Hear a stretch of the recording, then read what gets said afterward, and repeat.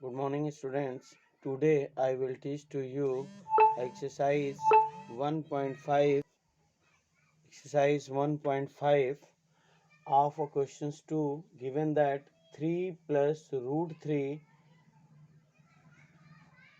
in other bracket 2 plus root 2. Okay, now simplify it. Simplify these questions. So first you may multiply 3 by these factors and this by these factors. Okay, so first you write 3 or a2 plus root 2 and root 3 2 plus root 2. Okay, so now here again multiplied by this 3 and root 2 also. तो ये क्या हो गया 3 into 2 क्या हो जाएगा 6 और this is a 3 into root 2 3 root 2 and here root 3 into 2 2 root 2 A भी इससे मल्टीप्लाइड होगा और ए भी इससे मल्टीप्लाइड होगा तो 2 root 3 plus root 3 into root 2. Okay, तो ये क्या हो गया ये 6 हो गया और plus 3 root 2 plus 2 root 3 and root 3 into root 2 what is root 6. Okay, तो now this is your answer. Now इसी तरह से हम जो है ये फर्स्ट पार्ट था 2 का फर्स्ट पार्ट था, इसी तरह से हम जो है थर्ड पार्ट को लेते हैं. Third part is given root 5 plus root 2 का होल स्क्वायर. तो ना here रूट 5 प्लस रूट 2 का whole square, here apply the identities a plus b का होल स्क्वायर. तो what is this a square plus 2ab plus b square. Okay, now in this place of a it is a given root 5 and in the place of b it is given root 2. So put these identities root 5 whole square plus 2 into root 5 into in the b place what you write root 2 and that is a root 2 whole square. So root 5 का square is what? It is a 5 and 2 root 5 into root 2 is what? Root 10 and root 2 square is what? 2. तो यहाँ पे 5 and 2 को हम दोनों को add कर देंगे तो that is a 7 plus 2 root 10. So this is your answer. Okay, now next questions. Now student, questions 2 of fourth part is given that simplify the root 5 minus root 2 and root 5 plus root 2. Okay, so here a minus b and this is a plus b. So a minus b and a plus b is what? A square minus b square. Okay, so now this is a root 5 का square. ए के place पे क्या है root 5 है और B की place पे क्या है रूट 2 है. तो यहाँ इस आइडेंटिटी में रूट 5 का स्क्वायर माइनस रूट 2 का square. Okay, now root 5 square is 5, root 2 square is 2, so now it is a 3. So this is your answer. Okay, now this is your answer. Okay, now students, questions 5 of second part is given 1 upon root 7 minus root 6, root 7 minus root 6, and this question says that rationalize the denominator. rationalize the denominator मतलब हमें यहाँ पे denominator में हमको क्या दिख रहा है कि that is a irrational number. It is a irrational number. तो how can you rationalise it. Okay, तो भाई ये स्क्वायर रूट अगर ये हट जाए तो 7 माइनस 6 हमारा 1 हो जाएगा, फिर ये रेशनल नंबर हो जाएगा. तो इसको हम कैसे हटा सकते हैं? तो इसके लिए हम फिर वही आइडेंटिटीज का यूज करके अगर ये माइनस में है तो इसको हम प्लस में लिख देते हैं और फिर आइडेंटिटीज़ का यूज़ करके इसको कर लेंगे। तो हम इसके कॉन्जुगेट से न्यूमरेटर और डिनोमिनेटर में मल्टीप्लाई कर दे रहे हैं। तो multiply numerator and denominator by √7 plus √6। अगर ये माइनस दिया है तो आप प्लस से करेंगे, तो ये इसमें भी √7 प्लस √6 करेंगे। ओके, तो नाउ अब क्या होगा ये कि 1 इंटू √7 प्लस √6 और ये √7 का स्क्वायर माइनस √6 का स्क्वायर। ओके, तो now what you right, √7 plus √6 upon √7 का स्क्वायर क्या हो जाता है 7 और √6 का स्क्वायर 6 हो गया। तो ये आपका आंसर आ जाएगा √7 प्लस √6 अपॉन 7 माइनस 6 क्या हो जाएगा 1 हो जाएगा। ओके, 7 माइनस 6 दैट इज अ 1 हो जाएगा। ओके, तो आई थिंक आ रहा है ना वीडियो में। तो ये इस चीज़ को हम यहाँ पे लिख दे रहे हैं। तो now it is √7 plus √6 upon 7 minus 6 is 1। तो ये डिनोमिनेटर अब क्या हो गया, रेशनलाइज हो गया। So it is your answer. Okay, it is your answer. तो इस तरह से रेशनलाइज डिनोमिनेटर बहुत ही इंपॉर्टेंट क्वेश्चंस होता है, श्योरली एक एग्जाम में जरूर से जरूर पूछा जाता है। अब डिफरेंट टाइप के क्वेश्चंस जो कि आपके साइड बुक्स में भी हैं उसको भी सॉल्व करके उसको एकदम अच्छी तरीके से प्रैक्टिस में कर लीजिए। ओके, तो नाउ नेक्स्ट एक और पार्ट मैं बता दे रहा हूँ, fourth part. Okay, now student, fourth part is given 1 upon √7 minus 2 and rationalize a denominator also. Okay, तो रेशनलाइज डिनोमिनेटर में आपको फिर से क्या करना होगा, ये डिनोमिनेटर इरेशनल है, इसको रेशनल बनाना है। तो इसके लिए हम क्या करेंगे कि √7 प्लस 2 से क्या कर देंगे, multiply in numerator and denominator. √7 plus 2 इसके कॉन्जुगेट से मल्टीप्लाई कर देंगे। तो अब क्या होगा, ये 1 इंटू दिस तो क्या हो जाएगा √7 प्लस 2 अपॉन √7 का क्या हो जाएगा स्क्वायर हो जाएगा। ओके, माइनस 2 और ये प्लस 2 है तो ये आइडेंटिटीज लग के क्या हो गई 2 का स्क्वायर हो गया।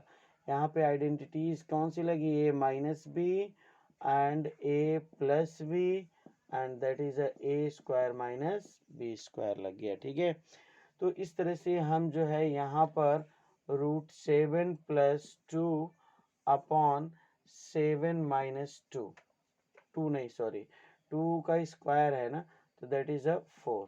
ओके, तो now you right √7 plus 2 upon 7 minus 4 क्या होगा 3 हो गया। तो √7 प्लस 2 अपॉन 3, तो this is your answer. Okay, this is your answer. I think it is a clear. Now students, I discuss some law of exponent here. First law of exponent, that is a to the power m into a to the power n is equal to what is a to the power m plus n.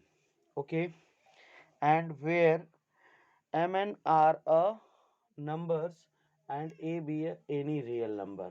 ठीक है, second a to the power m upon a to the power n is equal to a to the power m minus n, and third a to the power m to the power n is equal to a to the power m n. Okay, and fourth exponent a to the power m upon b to the power m is a given, therefore you write a upon b to the power m. Okay, and similarly fifth a to the power m into b to the power m is equal to a b to the power m. Okay, and sixth a to the power minus m is equal to 1 upon a to the power m. Okay, जब भी ये negative में होगा तो इसको हम 1 upon a to the power m लिख सकते हैं. Okay, now seventh is given a to the power 0 is always equal to 1. a to the power 0 होगा तो वो क्या होगा, उसकी वैल्यू 1 होगी. ठीक है, तो इस तरह से जो है हमें लॉ ऑफ एक्सपोनेंट के माध्यम से हम बहुत सारे क्वेश्चंस को सॉल्व करेंगे. और ये थोड़ा सा कम मार्क्स में ज़रूर आता है, लेकिन आता श्योर है एग्ज़ाम में आपके. ओके, 1 और 2 मार्क्स के क्वेश्चंस होते हैं इस पे. ठीक है, तो इसको हम लोग जो है सॉल्व करते हैं. ठीक है, तो नाउ स्टूडेंट एक्सरसाइज 1.6 का क्वेश्चंस का first part is given 64 to the power 1/2.